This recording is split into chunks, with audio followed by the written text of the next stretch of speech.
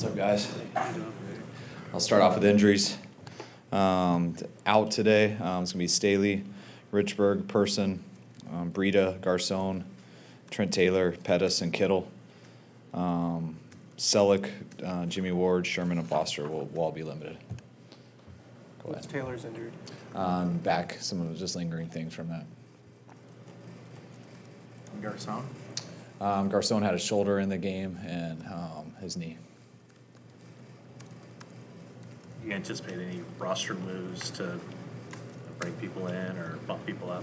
I mean, possibly we'll see how the week goes because you got to see who's up, and in order to bring other people in, you got to put people on IR or let them go. So there's a lot of guys I just mentioned there that aren't guys we're letting go, and there aren't guys that are eligible to go on IR. So we got to see how the week goes to see what maybe you could do with practice squad or stuff like that at the end of the week. You said on Monday that Breida was probably going to be doubtful this week. Is that still the case, or are you kind of ruling him out? No, I'm not ruling him out. It would be day to day. It's still the same case, but still keeping our fingers crossed for it. Kyle, since Taylor had the back procedure in the offseason, is that potentially concerning or a big injury? I mean, I think it's been concerning all year. Anytime you have a surgery on your back, it's whether they say it's a big deal or a little deal. Always when you're dealing with your back, it affects things, and it's not just your back. Always it can trickle down to other parts of your body. So that's just some wear and tear that I think was a little bit expected after he got that, and it's hurting him more now than it has. So we're trying to be smart with it. I think the lack of depth when you have having to deal with some of these injuries, maybe in part due to the fact that you guys are kind of in the second year of a multi-year process, and you just don't have enough guys that you've drafted and brought in that are your guys. I mean, I think that's every team. When I think I just listed 8 guys on offense who aren't going today, and so that's 8 out of 11. There's already 2 on IR, which would make it 10 out of 11. So regardless of any situation you're in, I think that's something I haven't been a part of much in my entire career. So, but yeah, the more that you are at a place and longer, the more you build not just your starters but also your depth, and you shape the whole roster that way. So, a little yes but more no. More that would be a struggle for anybody, no matter how long we've been here. Is Aaron Rodgers much different than you remember, just given the fact that he's a little banged up? No, he's still the best, or is tied for the best on the planet. So he always has been. He's the man. So I know he's not 100%. Everyone knows that, but seems to get a little bit better each week, and he's still the best. So good player. Does he have to change his playing style at all? I don't think so. I think he does a pretty good job. His 40 might not be the same, but he's still moving around in that pocket good, buying time, and can make any throw on the field at any time. Is there anything you guys can do to kind of hone in on and really concentrate on eliminating or reducing the number of turnovers? Yes. We got to protect the ball better. You can go to your typical, the 5 points of pressure, carrying it high and tight. That's if you go to each one and talk about them individually. That's what happened with Raheem last week. In the pocket, a number of things. CJ's got to protect that ball better and not let guys get hands on it.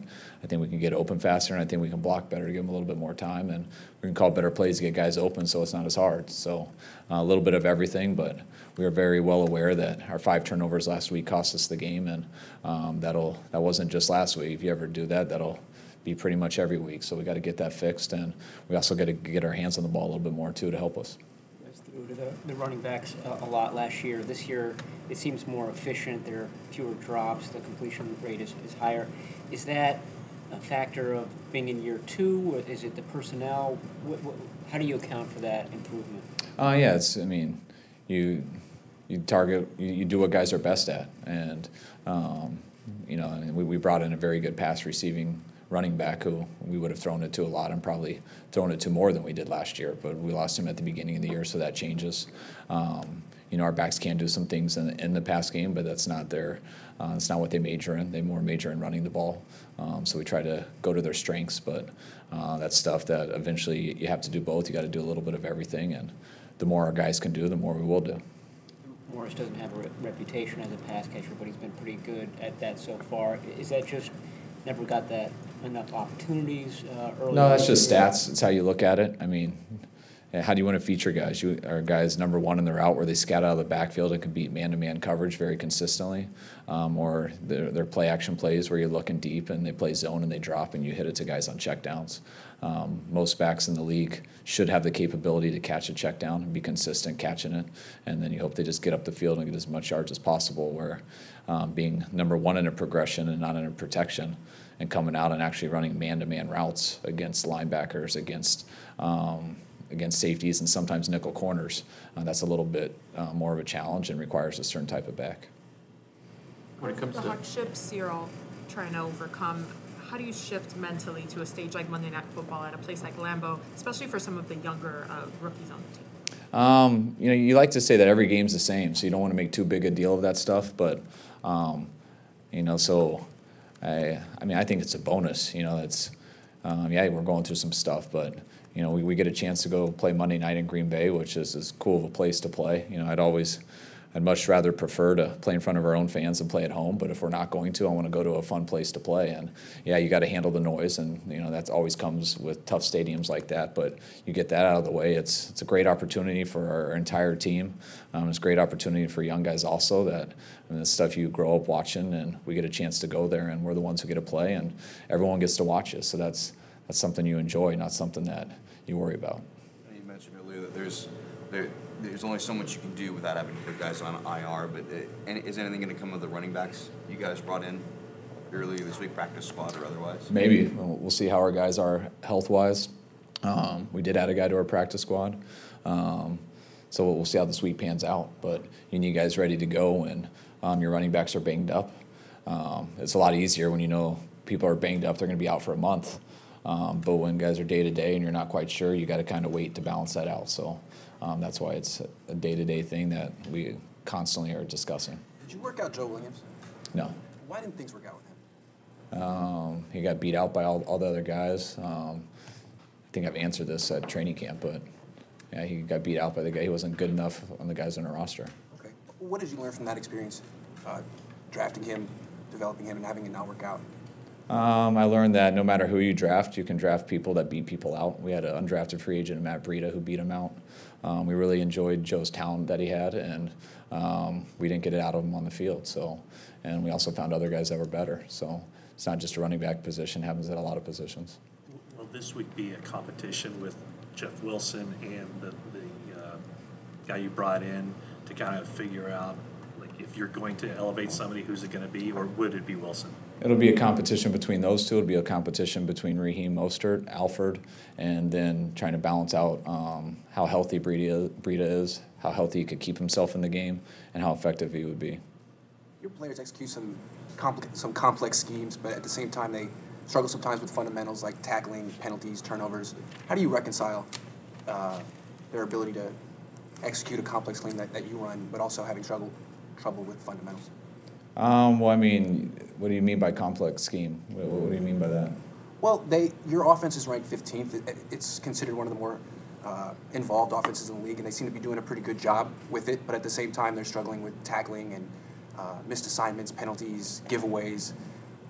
How do you reconcile that? We don't tackle on offense unless we have a turnover, so I'm not too worried about that. That's what you're talking about, right? Offense? The entire team seems to be struggling with discipline, fundamentals, those types of things. Yeah, I don't think tackling's discipline. I don't think turnovers are discipline. It's called making a bad play or missing a tackle. I think we did get a lot better at that last week in terms of tackling, and we're going to try to get better at it this week. When it comes to turnovers, we had our worst turnover game of the year last week. We had 2 fumbles in the pocket. We had a fumble by a running back, and we had a tip throw and a throw behind someone on 4th and 20. So I don't look at that as complex, difficult. I look at that as what happens when people turn the ball over all across the NFL.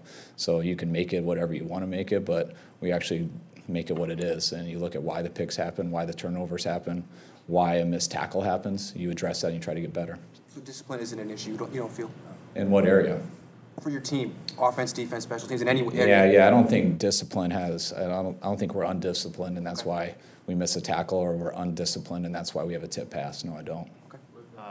George Kittle, when you guys were studying him coming out of Iowa, I know that there wasn't as much on film of him catching the ball, but blocking-wise, did you see a lot of what we saw with him just mauling guys this past Sunday on his Iowa tape? Yeah, Kittle, I mean, he was a very good blocker in college, and I think that's what most people saw in him. I mean, he blocked a lot, the way his body leverages, the way he has a forward lean and how he can drive people. He's got a very good balance. His feet are always under him, so it makes him a good blocker.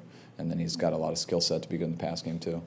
And then with McGlinchey, how much outside zone did you get to see him block on his college tape? And how, I know his blocking grades have been great, but I'm wondering how you've kind of evaluated his transition into blocking for yourself. You just got to see if he has the movement to do it, which most of them do. And then you want to see how consistent he plays and the type of player he is, how important it is to him. When it comes to O-linemen, I mean, you can go off height, weight, and speed and make some great highlight tapes off people, and that's the one position that real stuff doesn't matter. It's how you play over the course of a game, how many times you execute your block. Yeah, you would love pancakes and knocking people over, but that doesn't score you points. It doesn't. It's cooler. It's more fun. But it doesn't help. The main thing is your guy doesn't make the play. And McGlinchey is a very consistent football player. He did it every single game he was in college, and he's done that for us here. And he's got the skill set to do it, but what separates those guys when they do have this skill set is the mindset, how tough they are, how detailed they can be, how consistent they can be throughout a game, and that's what we liked about him most. Kyle, do you have a sense of where Goodwin is and if he has a chance to play this week? Well, he's full go today, so yeah, that makes the chances are much better. So he has no setbacks today, so we're very excited about that. He's played fewer than 100 snaps, and I think when he's been out there, sometimes he hasn't really been quite himself. How has that affected things? It's affected a lot. I mean, when he got hurt on the 17th play versus Minnesota, and he's tried to come back, and the times he has come back, he's been all right for about a quarter, and and then his injuries caught back up with him. He hurt his thigh versus Minnesota, and was a big, deep thigh bruise where had to get a lot drained, and that's affected a lot of his legs. So he's pushed it through a number of weeks where he's come out, and it's hurt him, by the second quarter, and then you're down a guy for most of the game.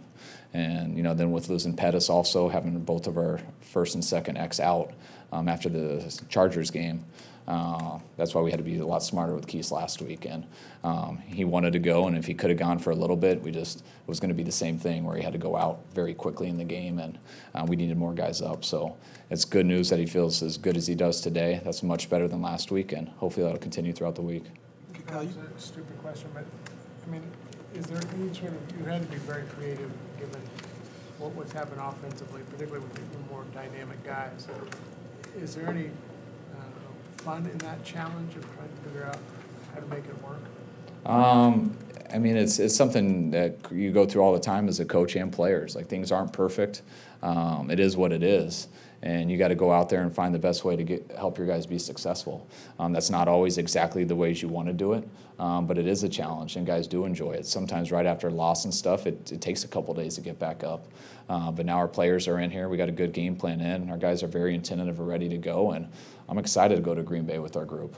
And we'll see how it pans out through the week. I know we've had some guys put on IR, but we also got a lot of guys who got a chance to play this week. So we'll see how it goes, and if they can't, we got a lot of guys in our building that we have confidence in. That's why they're here, and I expect our guys to go out, not hesitate, and be up for the challenge and make this a tough game that gives us a chance to win. Beck is, he's your second leading receiver. He's playing more than last year, even when he led the league for all fullbacks. I think he's playing 62, 63% of snaps. Have you relied upon him more with injuries, or have you just kind of found more ways to incorporate him this year? Both. Kyle's a great player, as good as a fullback as there is, or probably has been. He did a great job for us last year. And yeah, the more injuries you have, the more you keep him out there, because you don't have the option to mix up personnel groups as much. But even without that, Kyle, you want him out there because he does a lot of good things in the run game and pass game. And anytime you have a fullback on the field, it limits what the defense does. You've mentioned in the past kind of how self-critical you are of your own play calling and things like that. Can you kind of offer some insight into how you go about self-evaluating yourself after a game?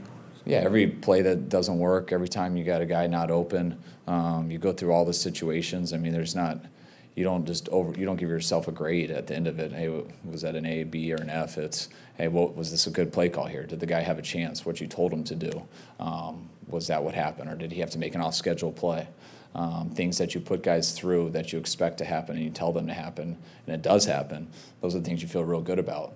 when you get surprised and stuff, and which then the player gets surprised, that's when it's you want to make it easier on them. Do you create new plays as the season goes, Kyle? Like, has all these injuries prompted you to kind of just go to the drawing board and drop new things, or do you have to dig deeper in the playbook?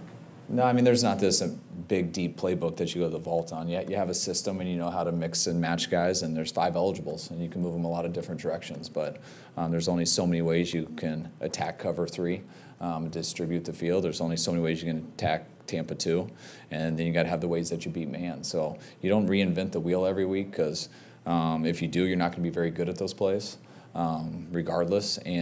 But you hope that you have a scheme that enough's built in to where you can work throughout your system, that you have a lot of different directions you can go, and that's what we have been able to do, whether it's receivers, tight ends, running game, whether it's screens, whether it's play action, whether it's keepers.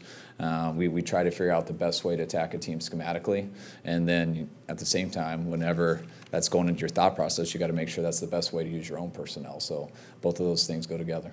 I think Green Bay is 5th in the league in sacks. Is that more just a product of what they're doing up front, or is that maybe coverage-wise? I think that's always both. You know, they have they play a lot of man coverage. They've invested a lot of top picks, 1st and 2nd round picks, in corners in the backfield. They got corners who can cover. They got safeties who can cover.